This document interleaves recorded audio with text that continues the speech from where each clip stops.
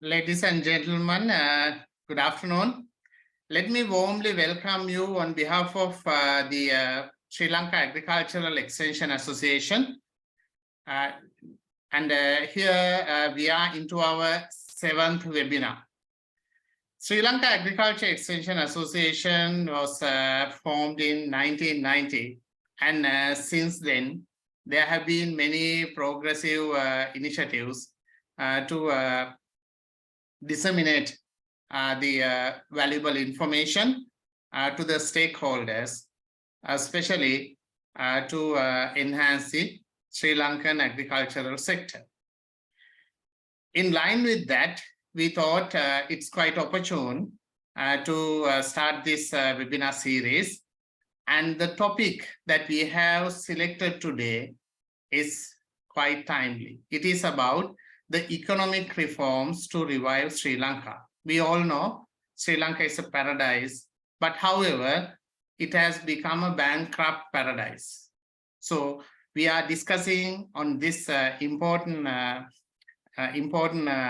topic, and to moderate the session, let me invite Dr. Kumudu Kopiawat of Rajarata University, Sri Lanka. Over to you, Dr. Kumudu. Thank you, sir. Dr. Chandra Wadana, the President of Sri Lanka Agricultural Extension Association. So it gives me a great pleasure to introduce my friend and my colleague, the speaker today, Dr. Pregit Sanjay Fernando, Senior Lecturer attached to the Department of Agricultural Systems, Faculty of Agriculture, Rajarata University of Sri Lanka. So Dr. Sanjay Fernando is a proud product of the Faculty of Agriculture, Rajarata University of Sri Lanka. And he obtained his MPhil degree from the Postgraduate Institute of Agriculture, University of Peradeniya. His PhD is from the Nasi University, New Zealand. Talking about Dr. Sanjay Fernando's research interest. So his current research has mainly been on the smallholder agriculture development, cooperatives and collective enterprises in agriculture industry. So he has numerous experience working as a consultant, economist, collaborative scientist, and whatnot, attached to different local and international institutes. Without taking much time, I would like to actually invite Dr. Sanjay Fernando for the session, and I'm very thankful for accepting our invitation today within a very short period of time, very short notice, and agreeing to deliver the talk today. Thank you, sir, for accepting our invitation and joining with us. Over to you. And for our participants, if you have any questions or comments or concerns, please use the chat forum during the session. And after the session, we will have questioning and answering time, probably. So there also, if you have any questions, you'll be able to raise your questions as well. Thank you, sir. Over to you. Okay, I think I'm audible to all of you. Yes. Yeah, okay. Thank you. Right, so first of all, I must thank for inviting me for this talk today. Actually, I was excited when this association invited me to deliver a talk on Sri Lankan economic review process and what's going on at the moment. So excited, and I'm really glad to have this opportunity, and thank everyone for selecting me to deliver this talk.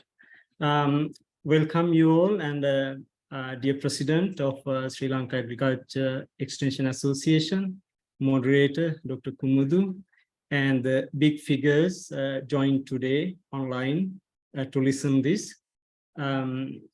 I think it's I try my best to avoid economic jargon. I know it's a bit a bit rushed to digest, but anyway, so I try to go in more layman language to make it digestible to everyone. So let's start.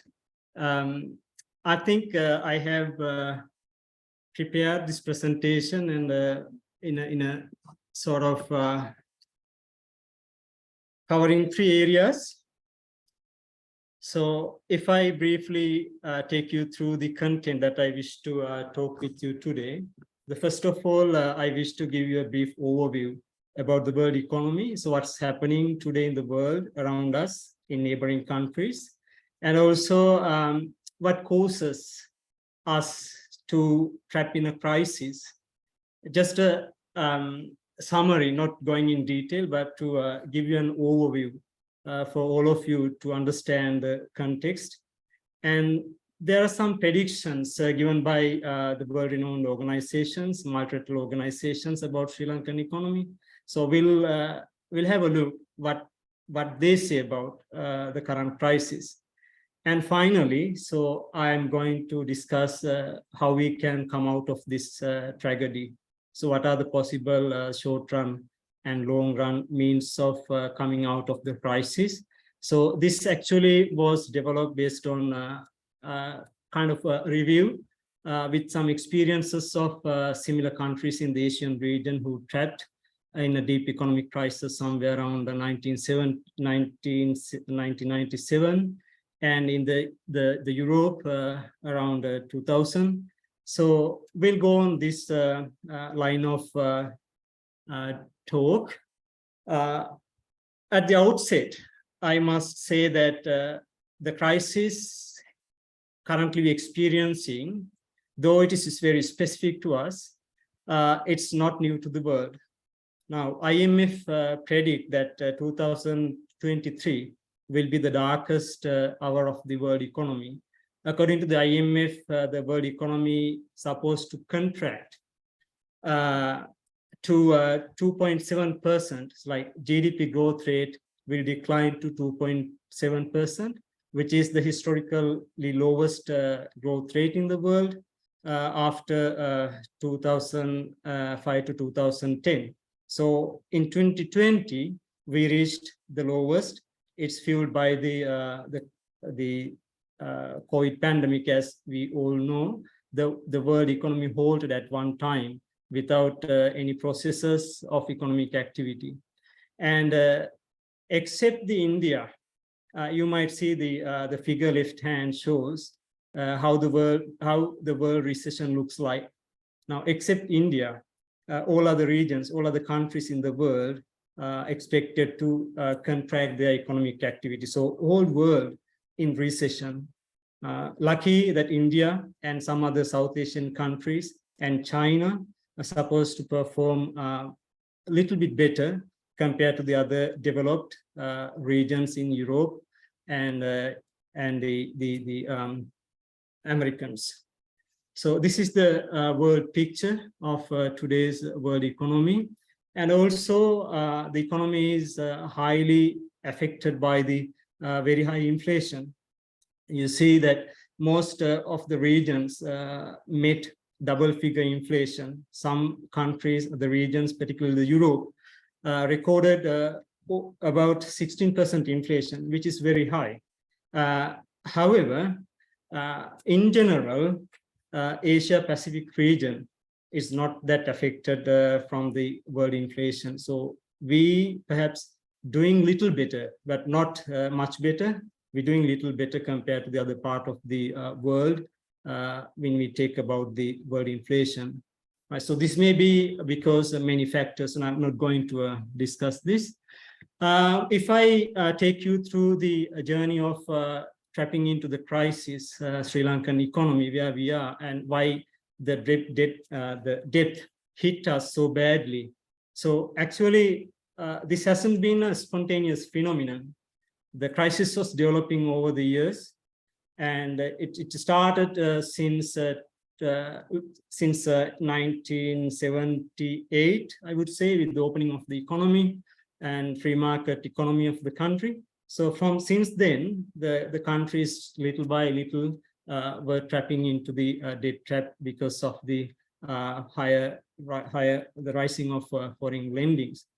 And mostly this crisis was fueled by the government mismanagement. Actually, it's mainly because lack of accountability and good governance of governments rule the country. And when we come to the recent crisis, where we visualize today, like though the crisis was hidden, it came into the bigger picture and it more visible during last 2 years. It's mainly because of recent developments in the world and in Sri Lanka. And particularly the constitutional crisis happened in 2018, also recognized as one of the factors for the crisis, and also the Easter bombing, because by 2019, our tourism sector was booming. That with the blasts happened during that time, with this Easter bombing, everything collapsed and tourism dropped to the ever lowest. So this was very pathetic. And in 2020, we again hit by the COVID pandemic, and this caused almost lockdown periods, and people couldn't move out of the houses, and economic activity just went to the least operations. Factories was closed, and these are very obvious things, and you all know this. And still, the governments continue to borrow from foreign agencies and the lenders to like fund the public services. So they didn't stop lending. They still wanted to, spend on public services, but this money came out of lending. So that was very bad. And then the government decided to ban fertilizer. So there's a hot arguments going on that time about the fertilizer banning. And with that, agriculture production and the productivity went down, and employments, reduced the agriculture sector employment. So many interrelated consequences faced due to the fertilizer ban. And another stupid decision of policymakers took was to fix the foreign exchange rate at 203 rupee. So this is the point where the problem of the crisis started to trigger. With the fixing of foreign currency, Sri Lanka had to use our available resources to finance, to keep the foreign exchange market stable. And this drained out our foreign reserves. And then the big shot to the economy was cutting of taxes, or the lowering of taxes in 1990s. So in 1990s, like in 1990, we had 20% of tax revenue as a percentage of GDP. But what happened in 2019 with the political decision to, I would say it's political, yeah. But it was taken in a good faith to promote investments, but this didn't work. So in 2019, the tax rate was reduced to 12% of the GDP, and today it's 80% of the GDP. So you will see how much of income or tax revenue we would have been lost because of this tax cut decision. In fact, in a country where there's only less than 2% of people pay direct taxes, and on the total, when you take the total population, only 1% of the population comes under income tax. So very low amount of people pay taxes, but reduction of such a huge percentage of tax is a big shot to the economy, because all spending, government spending, has to cover from revenues generated from tax. So the meantime, because of these developments, international rating agencies downgraded the country's economic situation. They understood that we're not performing well, and we will be in trouble in financing the foreign debt because of the lowering income, domestic, as well as the foreign exchange income come from the foreign exchange. So this all contributed these rating agencies to downgrade our condition, our situation, and this caused a serious problem because of this downgrading, Sri Lanka still couldn't look for foreign the loans, the dollar loans, because they suppose Sri Lanka will not be in a position to. So a question shooting here, so screen is not shared. I refer to PPT. So do you see the screen properly? Is my presentation moving? Yes, we can see your screen. Yeah. Is it all right? It's all right? Yes. Okay, cool. Thank you. Right. And yeah. And however, except this recently developed phenomenon, the majority of the blame of the crisis actually goes to the structural issues Sri Lanka has since the past. For example, we had a civil war for 26 years, and also attitudinally we against foreign investments. We do not digest foreign investments, I would say, and people are very skeptical about the privatization and also the populist policies, like for example, like giving a bread at 3.50 rupee is a popular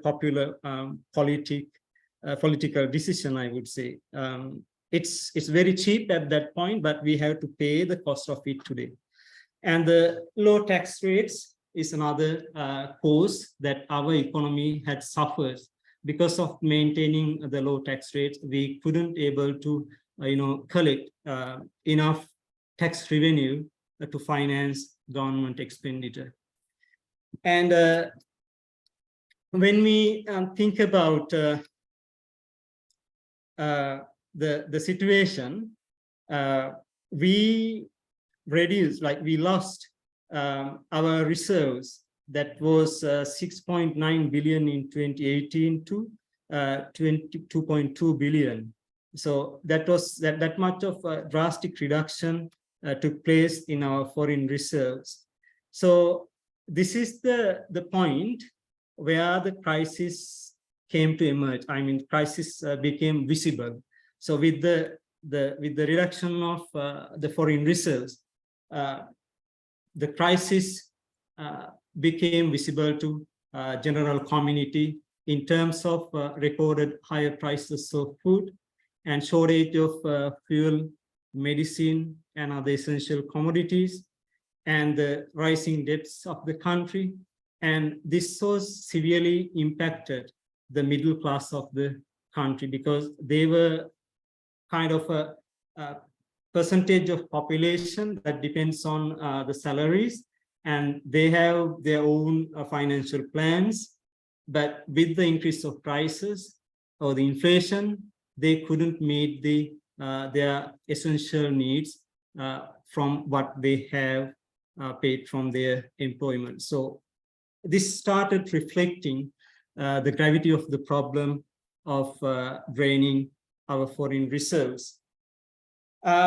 This is what happened historically to the debt structure of Sri Lanka, like after 2005. So I hope the members will understand. I didn't want to blame any political party or leader, but just wanted to bring this figure in to give you an idea about what's going on and what has happened over the past about on debts. Historically, we were having slow growth in debts, but after 2005, there has been a rapid increase in foreign debts. So this pose, actually, this supposed to be the center of the problem. We actually were managing our foreign debts quite well, but with the appointment of this 2005-2015 government, so they decided to go for sovereign bonds to attract foreign currency, and also they decided to go on high interest loans. Meantime, they decided to go on big amounts. And these all invested in non-tradable investments, where these investments didn't bring, the frequent dollar incomes to the country. Right? So they were like white elephants. Most of these foreign debts invested on non-productive projects. So the projects would have been good if they, deliver something in return, but it didn't happen as expected and as planned. And this shows you the structure of our debts. This international sovereign bonds, ISB, is critical, and the loans taken from China is critical, except that other loans owed to Japan and other countries, India, and multinational financial institutions were given at low rates, and some of them were grants, not loans, but they had sufficiently long prepayment periods. But when it comes to international sovereign bonds, you need to pay a high yield, and also the credits borrowed from the commercial banks, particularly from China, had high interest. So this is really made trouble in terms of our foreign debt burden, because it doubles the burden with the decision to go into these international sovereign bonds and high interest loans from foreign countries. So altogether, today, we have 56.3 billion debts. This all we need to pay in dollars. 56.34 billion debt. It is very equal to what South Korea had in 1997. They had 54 billion debt, while they were in the verge of bankruptcy.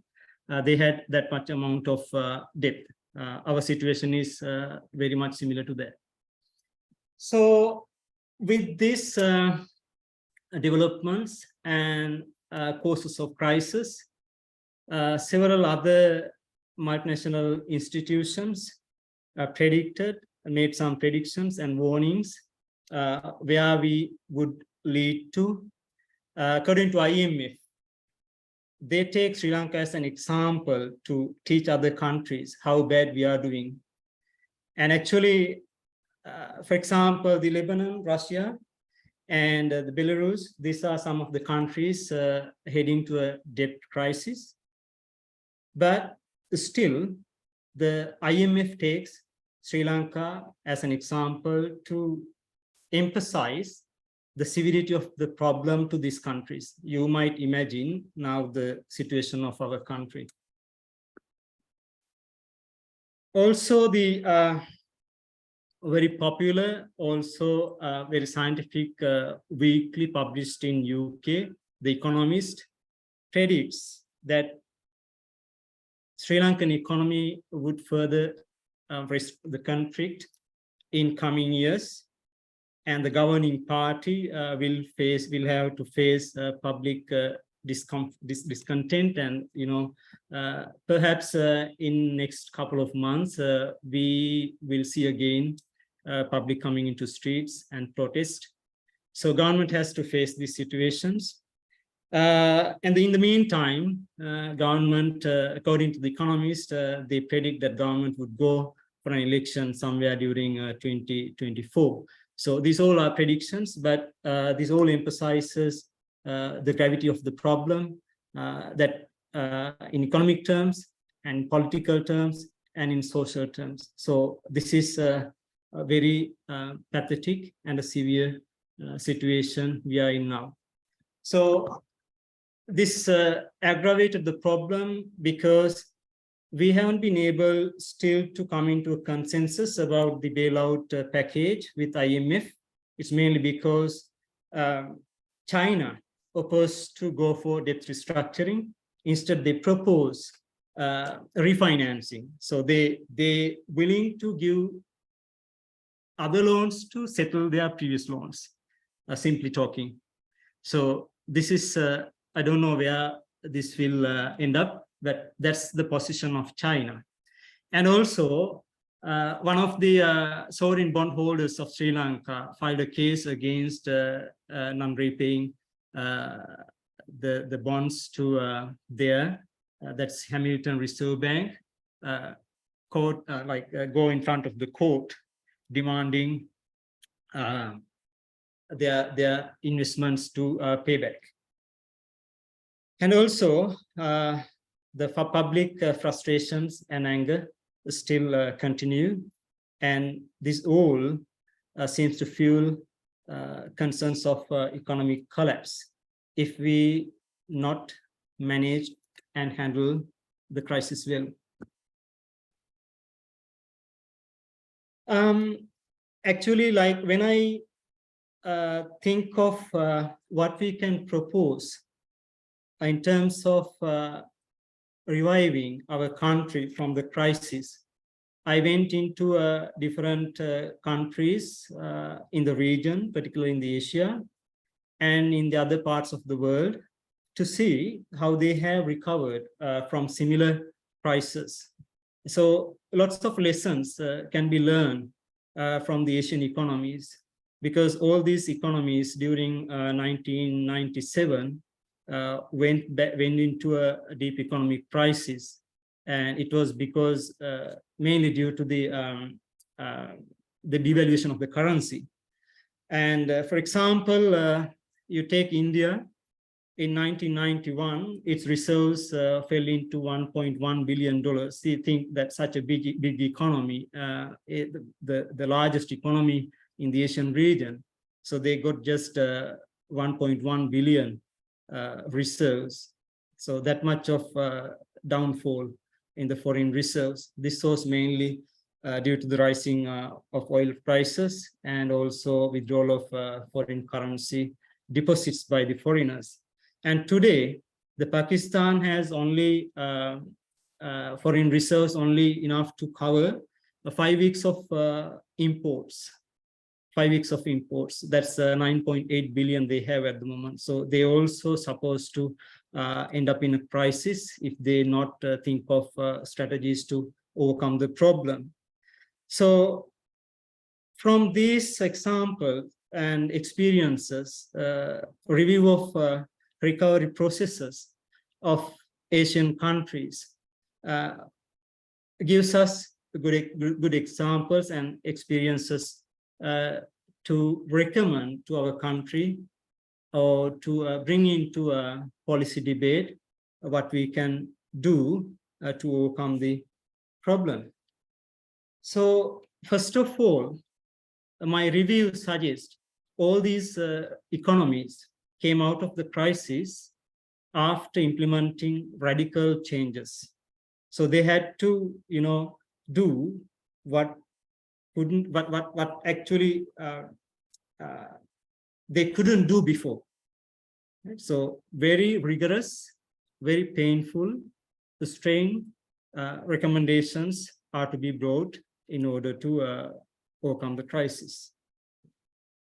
So in the short run, I think Sri Lankan government identified this situation. First of all, we must establish a good, stable monetary policy in the country to keep macroeconomic stability. I mean, the supply of money to the economy, or the printing of money. So we can't do that abruptly. So we need to plan it. So for this, we need proper technical assistance. And particularly, the central bank needs to be free from, the hands of politics. So they should give the freedom to decide what are the right policies at the moment, what amount we should print, and how should distribute this, and everything needs to be taken by independent body. So luckily, at present, as I feel, the central bank has given this authority. There's no much influence right at the moment, but before the new governor comes, the situation was terrible. It's not an independent not a well-informed body to take policy decision, economic policy decisions. So in the short run, in order to handle the problem, we need to think of how we can reduce the government expenditures, because we have dual problems. One thing is the balance of payment issue. The other thing is the budget deficit.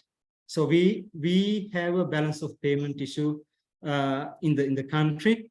It's because we import, or we spend more on imports than what we earn from exports. On the other hand, we have a budget deficit. It's because we spend on domestic expenditure than what we earn as tax revenue or other revenues come from maybe from public enterprises. So drastic cut of this expenditure is compulsory in the short run to restrict or bring down the government expenditure to a manageable level and narrow the budget deficit. So that's why the government went on, the squeezing imports, and also decided to depreciate the currency, and also withdrawal of the budgetary allocations to public enterprises. So I will come to this point, how these public enterprises has been a burden to the country's economy, and how much money they, the waste in managing these institutions. So drastic reductions of subsidies are need to be taken in the short run to cut down the expenses made by the government. And in the short run, we need to find the ways and means to improve our foreign exchange inflow. The two sources is more attractive right at the moment. One thing is this foreign remittances, that's the money come from foreign employers, and also the tourism revenue. So as these two figures shows, in 2022, we have recovered to a certain extent the remittance flow, but we don't see such an increase in the tourism revenue. It's mainly because during early months of the year, we experience a fuel shortage and public uprisings and unrest in the country. So this all led to tourists to discourage come and visit Sri Lanka. Also, most of the European countries issued warnings to tourists who are visiting to Sri Lanka, and this impacted very badly on economy. And because this was a kind of a free flow of foreign exchange without much investment, we could have been attract the currency come from foreigners as visitors, because we have natural beauty, lots of steam places, destinations, the beaches, everything is free, but we still not manage to bring in a substantial amount of tourists to the country to boost our tourist income. So we need to look into this in order to overcome the crisis as a short-term solution.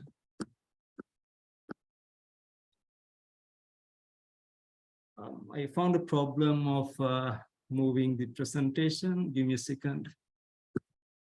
Yeah, okay, now it's moving. So I think everyone, like I'm audible to you, right? Yeah, yes. Yeah, so sorry if this become monotonous, because I'm talking the same tone without much variation. No, these are very important insights. Yeah, okay, cool, thank you. Then if we looked into the medium and long-term policies, we must definitely go on structural reforms. It is so painful to take these decisions, but without these reforms, we don't see an out of the way from the crisis. So we need to gradually remove the trade restrictions in order to promote the domestic production as well as export income. Because we have lots of restrictions in terms of taxes, tariffs. So we need to free these, especially in terms of raw materials, right? So if we can keep lower tariff rates for raw materials, we can increase the value addition takes place within the country in our territories. And the adoption of market-based exchange rates. So now we have moved to this level. So government a couple of months ago decided to free the exchange rate and let it float according to the market. That's why a huge shock was there immediately with the increase of foreign exchange rates. So we pay now about 350 something for a dollar, which was 203 rupees before. But this freeing of exchange rate has good signs in terms of foreign earnings, because it's encouraging the exports. And also the government should think of easing the private foreign investment. So one way to bring in the foreign investment is the private foreign investments or direct foreign direct investment. So this is very important, because the people coming to invest in Sri Lanka comes in bundles of or millions and trillions of dollars. So these are direct pumping of dollars to the country. This is very important for a country like us, thirst of dollar income. So favorable policies should needs to promote foreign direct investments. I think there's a move around this harbor city in Colombo. So they established a special economic zone and giving authority for the body to take the quick decisions about investment approval process. And that is important, because in Sri Lanka, this is a severe issue, that if an investor comes in to invest, it takes years and years to get the approval for the investment. So very discouraging. This should be avoided. And one of the options that government identified is this port city project, but it's very unlikely to proceed this or go this with existing uncertainty in the politics and also in the economy. So we need stable and transparent governance, or we call good governance. Before all, we must need this. So this will encourage foreign investments. And in order to reduce continuous widening the budget deficit, one areas we can target is cutting off non-developmental expenses. For example, defense expenditure. So this is the biggest budget line in the country. So we spend so much on defense. So do we need this? Can't we diverse that investments on some other productive sectors? So this has to be addressed. And also more rational and simple tax structure and widening the tax base. Now, very small percentage of countries' people pay taxes. Instead of taxing a small percentage, we can reduce the tax percentage and widen the base. We can include many people to pay tax, right? So here, like we recently experienced what's happening in these professions, like university staff, the medical professionals. So they're likely to pay a very huge amount of their salaries as tax if the recent tax policy implemented. It's passed in the parliament. Hope it will implement in next year. But rather than taxing large sums, why can't government expand the tax base? There's many businesses, for example, the small and medium businesses without paying taxes. right? So the South Korea, for example, their tax strategy was to widen the tax base. They included most middle and medium and small scale businesses to tax net. So we need to think of kind of that policy. And also the dismantling the control. So we have historically trapped in a kind of bureaucratic control. This makes administrative cost and a huge transaction cost, and it creates barriers for investments and also industrialization processes. No longer this control system favors the growth of industry environment. Industry environments needs liberal, environment or liberal control to come and invest or to promote businesses in the country. But right at the moment, we doing very badly. When you look at the two figures presented in the below, we ranked 99th place in the ease of doing business ranking. And also, in order to implement a contract, when you think about the process of implementing contract, we ranked in 164th place, so which is terrible. Right? So in order to implement a contract, you need to spend months and years. So how then a business can start? So this need to be addressed through easing the procedures, and administrative protocols needs to be much liberalized.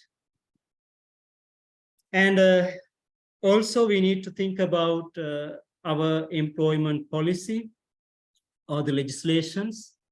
This needs to be favorable for the industries, particularly in the meantime, we need to think of reducing the government employment, because 80% of the tax income goes as salaries to the public service. 1 in 6 in the population employed in the public sector. So can we accommodate this much of labor force to this government? That's a question. So we need to rethink. Dr. Sanjay, so these are very interesting facts what you are sharing. Yeah. Could you now, because I'm sure that there are many questions that we would like to ask. Yeah. So could you kindly tell us for the presentation, how long will it take? I think I have only a couple of slides. Okay, maybe so 5 minutes I can finish this. Okay, so then we will, you can use about 7-8 minutes to explain this. Right. And thereafter, is it okay that we'll have about 15 minutes discussion? We may have actually, I have questions which will take even more than 15 minutes, but shall we have about something like that? Is that okay with you? Yeah, that's, I'm pretty flexible. That's all right. Okay, thank you. Thank you. So I will finish this. So for the participants, if you have any questions, you can ask from Dr. Fernando after the end of this, because just now he was telling about the problem with the public sector. Now there came this circulars. Now we can understand why there was a circular where you encourage some of the public sector employees to find employment elsewhere for 5 years.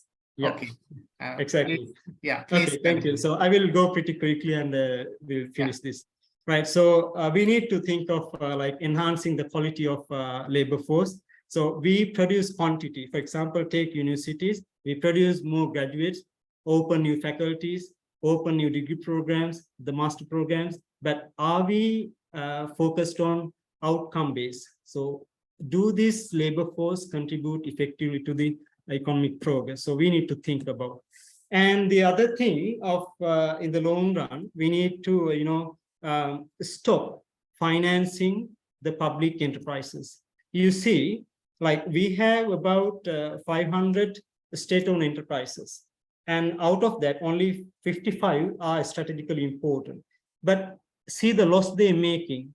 The total loss of these public enterprises make is bigger than the spending you commit on education and health combined. That's very high. this is a complete loss. So we need to think about changing the management or the ownership of public enterprises. And about the subsidies, we may have to cut the fertilizer subsidy for electricity. This has already been implemented. Now electricity prices have risen. And improvement in the quality of research, development, extension, especially in terms of agriculture, and promotion of agricultural exports could produce the better results. I mean, not the quantity of research, but the quality of research, output-oriented quality research, and disseminating this quality research outcomes to the farmers would produce better outcomes in the future. And also we can think of import substitution, which is producing what we can produce instead of importing goods from outside. However, finally, all these structural changes could be so painful for the public, especially the marginalized groups, poor groups, women and children. So with parallel to the structural changes, we need to think of ways how we can support the marginal communities and groups.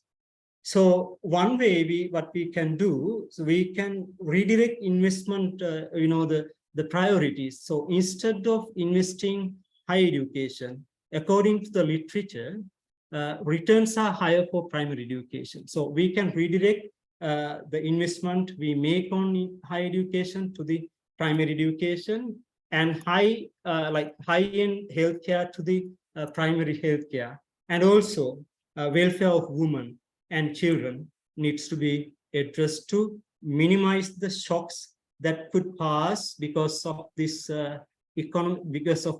structural change process to the community. So thereby we will be able to keep some control in the community and community uprisings if we support in this way, and also this will contribute productively to the long run economic recovery. So I think with this, let me wind up the presentation, and thank you again for listening to me. So I'm more than happy to take up your questions if you have. I volunteer to answer your questions to my knowledge. Thank you. Thank you, Dr. Sanjay. So it's time to ask questions.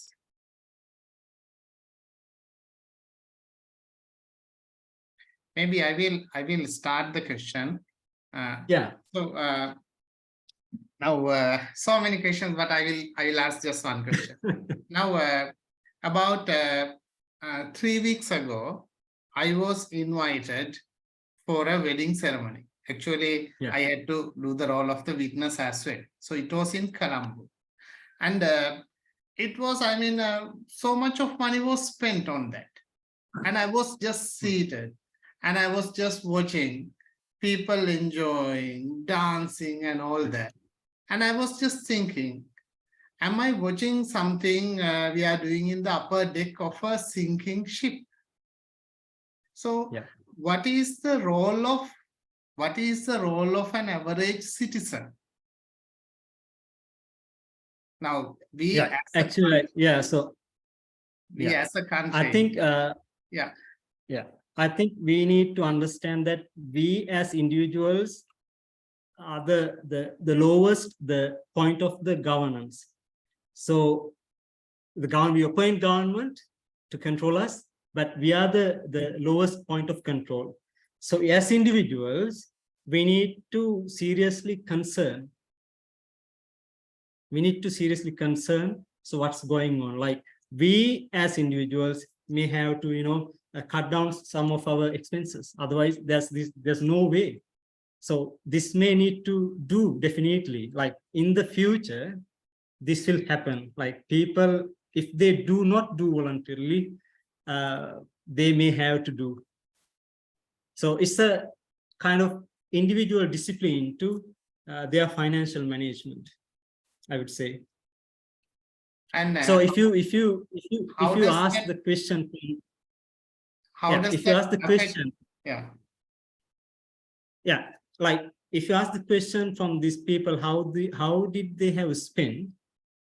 Of course, they might have taken a loan at a 25% interest rate. So that's the truth. So again, we again, as government do, we as individuals and families, we consume on credit. We consume on credit. So this is the problem. How long and how far can we continue consumption on credit? so that's a good opening point for you to ask questions. Chairman, sir. Yeah, please, Mr. Rupasena, please. Yeah, my name is Rupasena. Thank you, Dr. Sanjay. Very interesting presentation. Thank Out you, of the Dr. slide, I'm very interested to two slides. One is what you call global economy performance. You have shown us that India is the best situation, maybe second in China. Yeah. Second one is lesson learned from other countries. Yeah. Because I have listened so many speech regarding the crisis, economic crisis situation, but solution part is not up to the standard. Up to the standard means not evidence-based policy. What we need is, one is you mentioned is South Korea, almost similar to the us, India, then Thailand. What we need is how these countries got recovered. People can easily say that tax reductions, tax should be simplified, or tourism should be increased. What we need, lesson learned from other countries should be very specific. What we should do and what should not do. That part is, if you can elaborate, or maybe sometime we need another session, lesson learned from other countries. Can you explain how India became 8% or next year, and how India or South Korea developed their economy from the recovery? This thing I want to know. Yeah, so actually, like in these both countries, the recovery process came out of the foreign assistance, especially South Korea. They implemented a bailout program with IMF, and IMF offered them 20 billion assistance to the repay and the debts, and so that greatly helped, and it is a necessary condition, I would say. But it's not sufficient. Sufficient condition needs to be established in these economics. It's basically comes in politics. Politics, I would say, the good governance and the leadership. So these all matters when it comes to implementing the policy strategies. It shouldn't be, populist.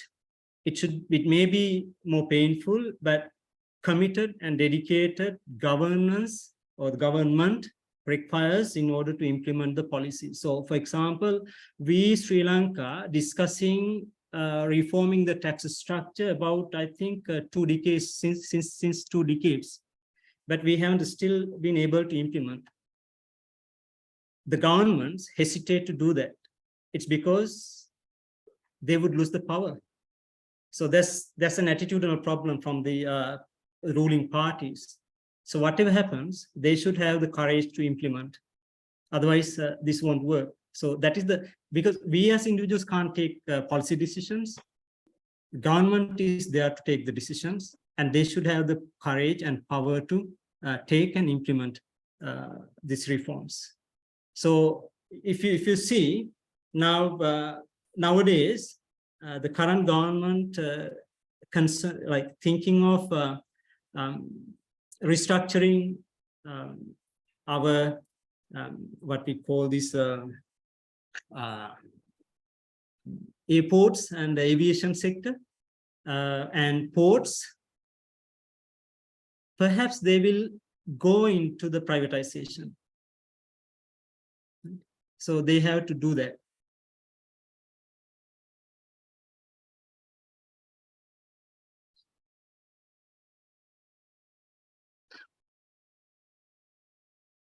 Dr. Rupasena, are you happy with the answer, or you still Yes, have concerns? I'm happy that what I still thinking is we all get together and we have to find out that if you say the simple tax structure, then now Sri Lanka has, I think, 5%, 10%, and 15%. If you want to further simplify it, we want to like India is doing like this. Then South Korea is like doing this. Yeah. Otherwise, we have to communicate these people how to reduce government expenditure in India and South Korea. These are the ways of doing things. I think we have to make a very, maybe we have to study law. That Yeah. slide is very interesting. Lesson learned from other countries, but need more study, I think. Yeah, that's Thank right. you, Dr. Sanjay. Okay, thank you. Thank you, Dr. Rupasena, for that question, and your opinion is also very important. Actually, we should have a discussion, because unfortunately what happens is people with due respect, we think that we are educated and all that, but the practical understanding on this area is very limited. So we are being limited by what the politicians say in the parliament. And even the question why I asked that earlier is that when we live in a country like that, so what can we do? We have to have an understanding. Some people take an easy option of migration, but is it that is that the right thing? Because the country has invested on us. And also we had a webinar about a month ago where we discuss about this ocean resources. So this the resources, the amount of that in the country is about 7 times.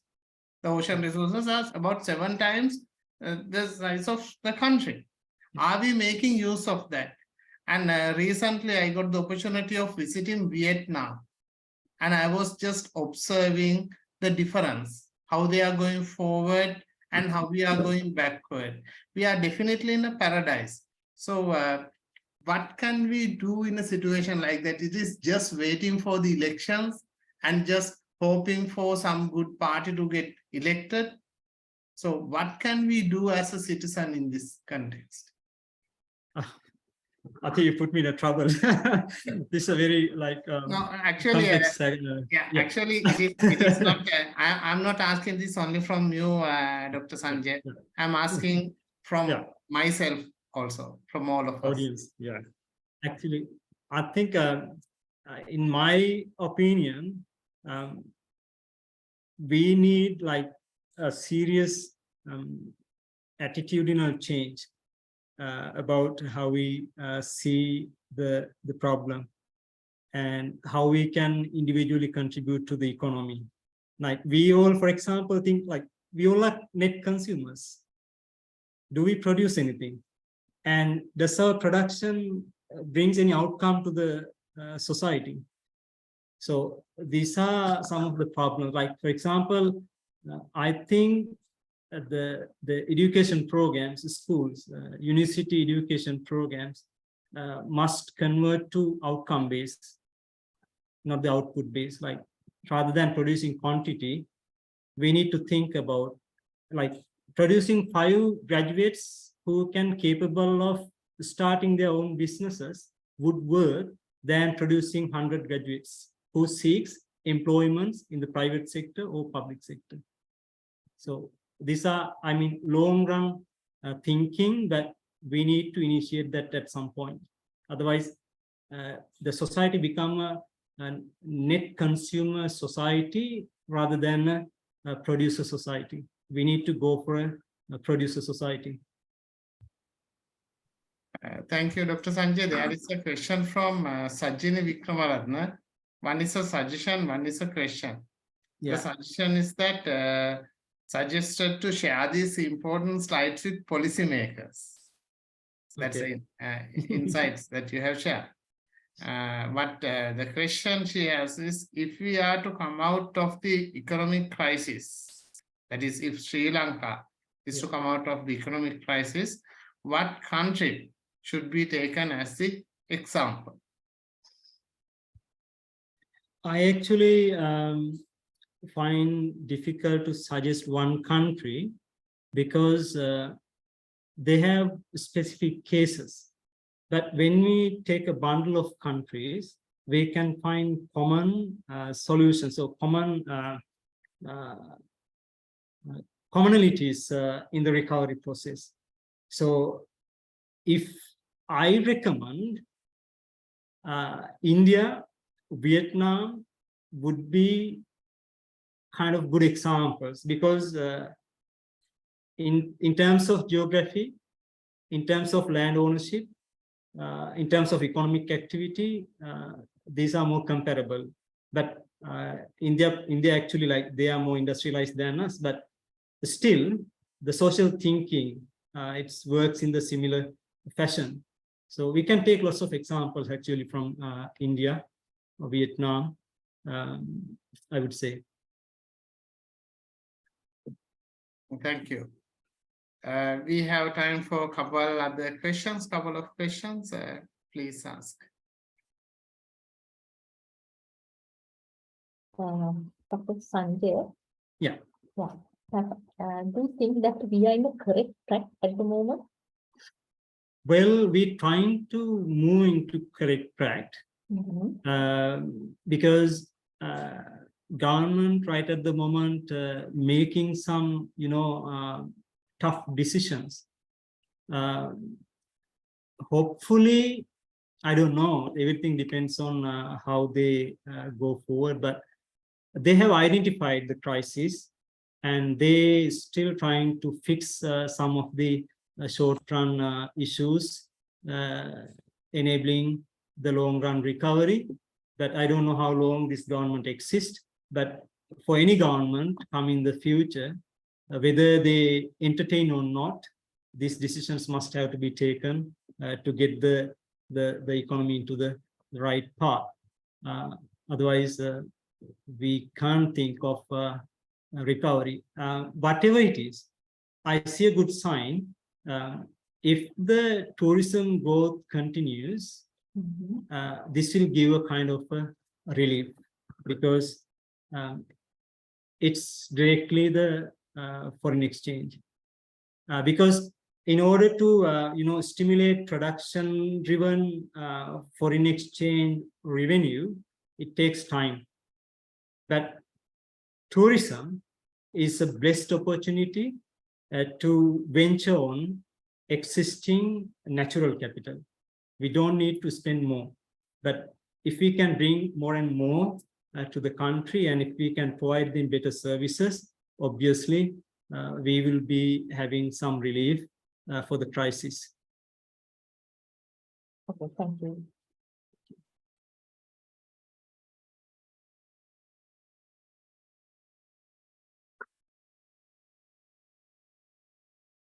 We have time for one more question.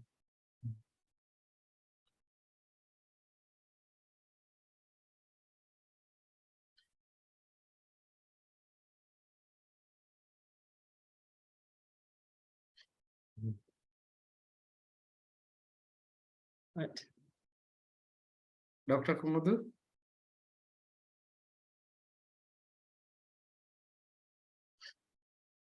There is one question again. If Sri Lanka loses the support from IMF, what should be the strategic alternative? Yeah. Neighbors. No other alternative. Go to the neighbor and ask some. Because at the moment, I don't think World Bank comes and help us. Already they have given certain help, because some of the grants they given to us for development purposes converted into consumption purposes. They allowed us to use those currencies to consume. Right, so that decisions have already taken by these financial institutions, right? So, and another strategy is promoting as much as possible foreign direct investments.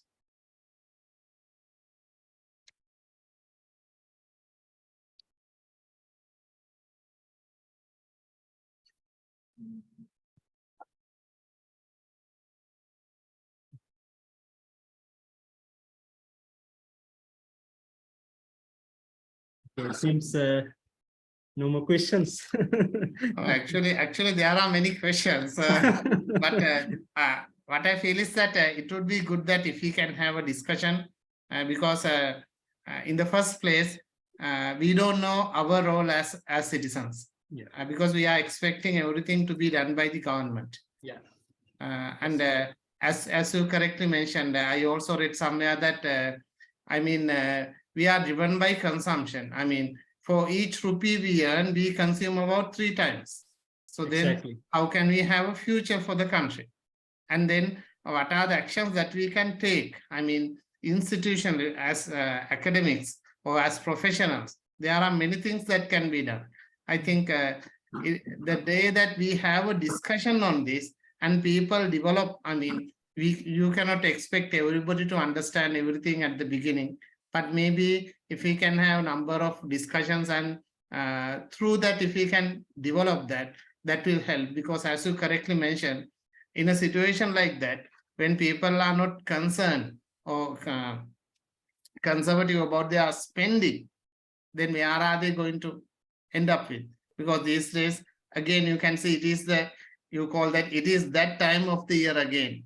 But I never feel it is that time of the year again. Yeah. And so much of plastic money in terms of credit cards, offers, very exciting online offers. All these are coming and again influencing even myself. I get tempted to buy things. So how can we go ahead with that? And I heard even we had something about this income tax bill, opposition to that. So how are we going ahead? Then about the many of the inefficiencies. Now we have to pay so much for fuel. So is it possible to reduce the inefficiencies and to reduce the cost, because overall it has a multiplier effect? Yeah. We think about this electricity. Can we make use of alternate sources like solar, wind power, and can we safeguard certain things? Because even the production centers, BOI zones, they also don't have electricity on sometimes, and they get affected. This is where you earn money. I think your insights were very useful. I think if you are going to discuss about it, we can discuss so many hours. So you broke that spark. And Dr. Kumudu, you can continue.